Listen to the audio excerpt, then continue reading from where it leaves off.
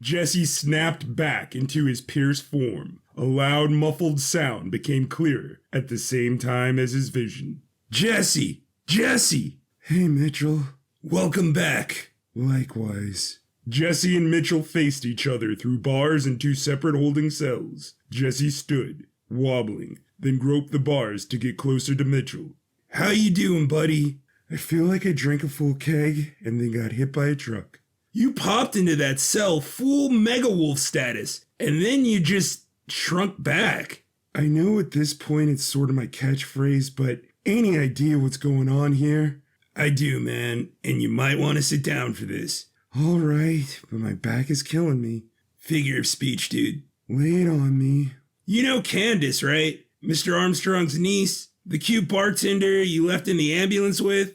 I know she's the werewolf who bit me on Earth. I thought you might, but what you don't know is that the whole thing was orchestrated by skinwalkers. Why? Apparently, a crazy-ass cult has been developing amongst the older of us. It gained some traction in the community, and bam! Full-blown setup to get Candace to bite poor rando you on the night of a full moon. But not just any full moon, a moon during full planetary alignment. I guess that explains why. You can double down on wolf powers? Words right out of my mouth. It gets worse. Of course it does. Remember when I told you that on Earth us skinwalkers are these massive wolves, but up here we're just... Mitchell gestured to his normal human body. Yeah? The Coven built this machine that's gonna siphon those crazy wolf powers out of you and transfer them to all the skinwalkers so we can change into our true form up here. That doesn't sound so bad. It's going to kill you, dude. Why wouldn't it?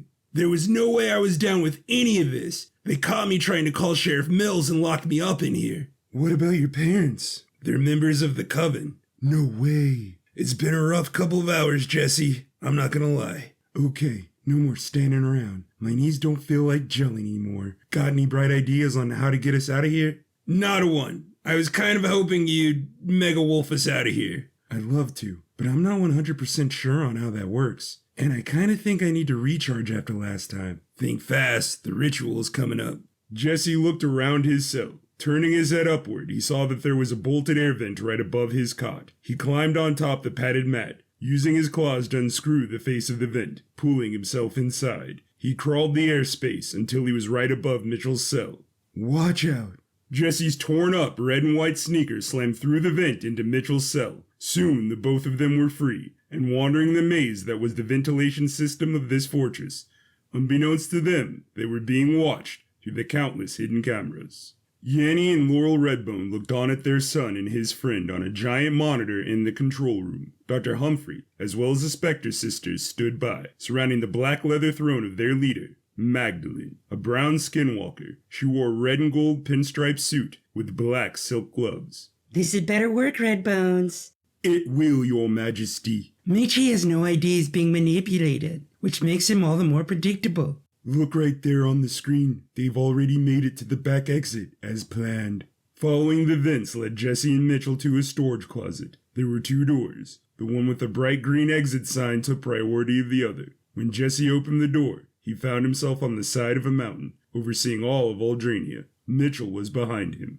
Door number 2 it is. They came out into a hallway with blood-red walls and bright white floors, stepping at a fast pace before stumbling into a lab, whose gray walls and black tiled floors were a respite. In the center of the lab was what looked to be a medical chair with a helmet attached to it. Wires went from the helmet to the ceiling. So this is a trap, right? On cue, the Spectre sisters phased into the lab. Two grabbed Jesse and threw him into the medical chair, while the other held Mitchell back.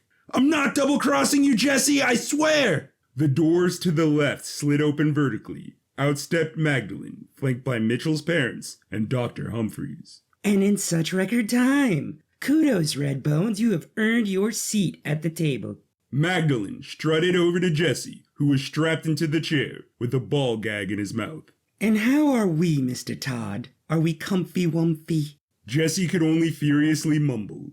Well, rest easy, knowing there was no subterfuge on your little friend's part. He had every intention of escaping with you. I don't need you speaking for me, lady, but thanks. Sorta. Who are you anyway? I am the first skinwalker, child. I roamed the Great Plains for millennia until I was captured, taken here, and changed to this reviled form. You don't look so bad to me. I had you pegged at 45 tops. If you're over 100 and change, that's bananas. Our people were treated as third-class citizenry and exploited for having such frail bodies. But that ends tonight. Thank you for your sacrifice, Mr. Todd. I assure you, your death will not be in vain. Magdalene put the helmet over Jesse's head, locked it, then clapped her hands. First, we're going to summon the great beast by flooding your lungs with nitrogen. Jesse panicked and screamed as he suffocated. The screams became a growl, and he grew into the mega-wolf. Excellent. Now all apologies as the thousands of transmission needles pierce your skull. Jesse let out a howl that shook the walls. Magdalene nodded at Dr. Humphreys again, who flipped another switch. The needles now pulled out of the patient's skull.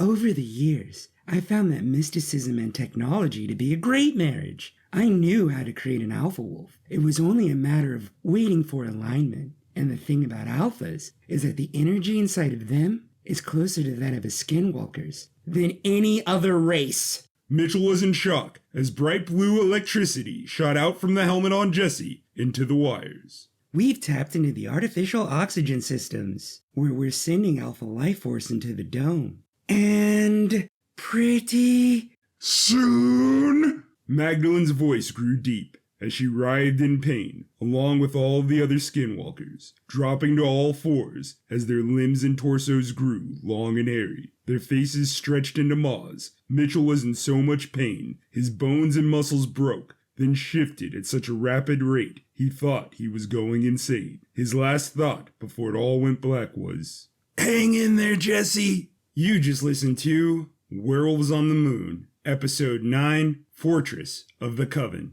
This audio drama was written, recorded, performed, and edited by Drew Manning. If you enjoyed it, please stay tuned to this channel. Thank you for your time, and have a great one.